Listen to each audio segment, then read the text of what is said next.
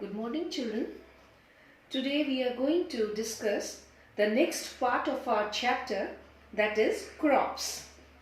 First of all, let me tell you what do you understand by crops. Crops are plants of the same kind that are grown in a particular area during a particular season. जब हम कोई एक ही season में एक ही area में large area में एक ही तरीके के प्लांट को ग्रो करते हैं तो उसको हम क्रॉप्स बोलते हैं. And there are different types of crops because they all the crops, they don't grow in one particular season. In India we are having 4 seasons and 5 seasons, so different crops, they require different seasons, climatic conditions suitable for them. They require different soil suitable for them for their growth. So according to their type of soil and according to the season which is best for them, the crops are divided into two: Kharif crops and the Rabi crops. Kharif crops, they are mainly grown with the onset of monsoon because this climatic is the best for their growth, and they are harvested from September to October. You are having a good example of the crops I am giving you. The examples are rice, bajra, maize, cotton and jowar crops. They all grow with the onset of monsoon and they are harvested between September and October. So such crops are called Kharif crops. Now the next type of crop is the Rabi crops. Rabi crops, they are also known as winter crops. These are sown in winter, that is in the month of October to December. We sow the seeds during winter and it is harvested in the month of between April to June. So this whole winter it takes to ripen and the crop is ready to be harvested in April to June, and the best example of the Rabi crops are wheat, gram and mustard. Apart from this, we have some vegetables such as brinjal, pumpkins, ladyfingers. They are the examples of plants that grow in summer. And there are some fruits such as mangoes and watermelons. You know the mangoes, they are found in summers, and watermelons, they are also grown in summers. This is the best climate for them to be grown in the fields. Now some crops, some vegetables, cauliflower, cabbage, radish, beans, turnips and peas are examples of vegetables that grow in winter. Similarly, apples and oranges are examples of fruits that grow in winter. So, since different parts of India have different types of soil, so different crops are grown in different parts of India. As we require different soils also, proper climatic condition along with the proper soil requirement. The soil requirement of the different crops is different. For example, rice and jute, they grow well in soil that holds adequate amount of water.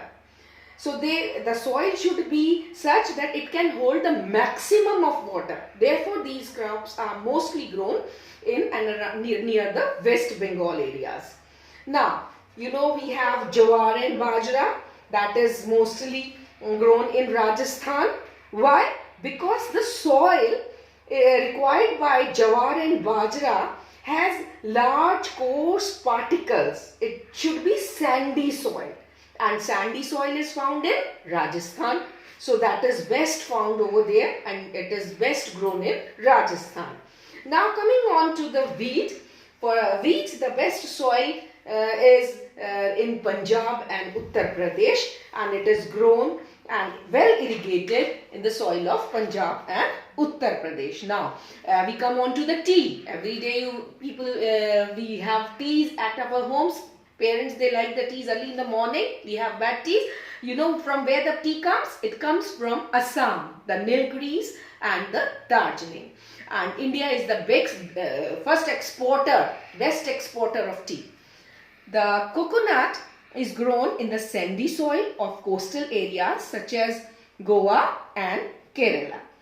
So here we complete with our topic of crops. I have told you the two types, Kharif crops, Rabi crops, and different crops require different climatic conditions and different soil for their good growth. Now the next topic of the chapter is agriculture. Yes children, now we are going to deal with agriculture, and first of all we should know what do we understand by agriculture. Agriculture is actually the practice of growing crops on a large scale.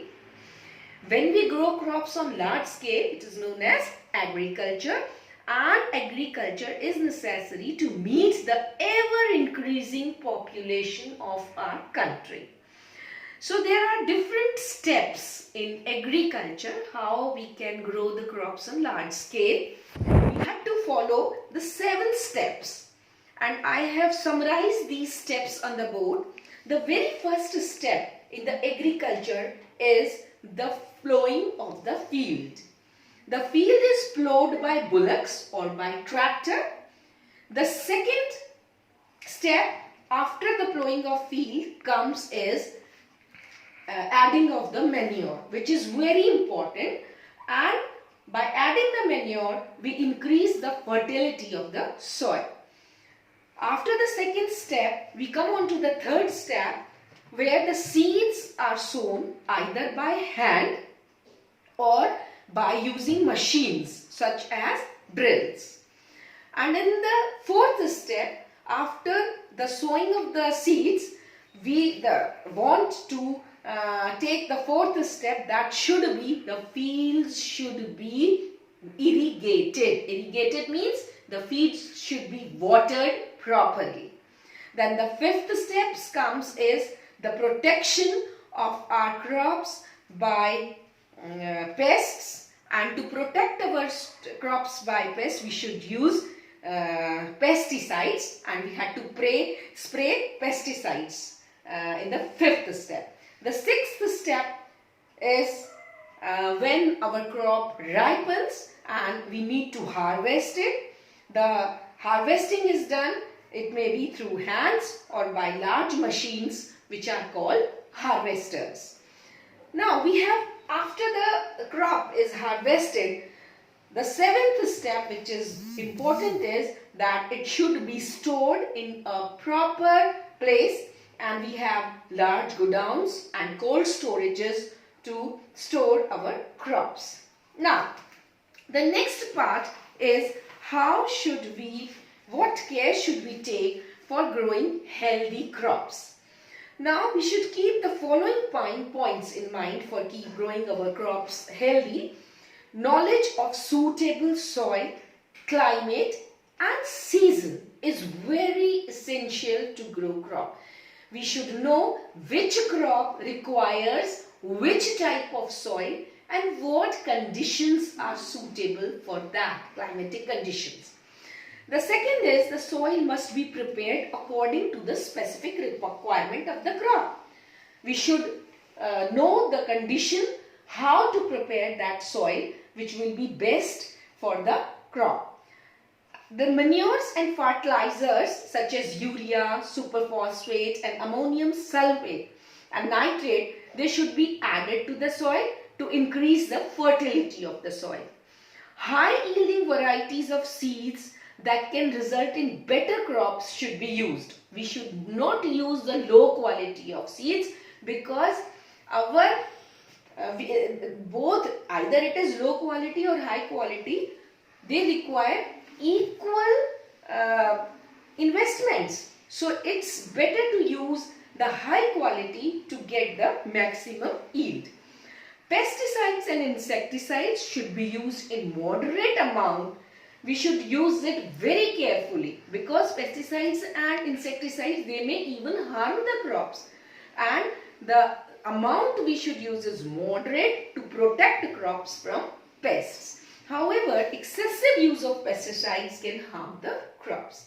Now, if we have harvested our crops and we have stored them in the cold storages and the godowns, but still we need some protection that we should follow to, and the measures for protection and storage of crops are: the crops in a field should be protected from grass-eating animals such as cows and goats, and this is possible by putting a fencing around the fields, because by the time the crop is transported to the godowns or to the cold storages, the fields, they should be fenced so that the cows and goats, they are not eating the crops.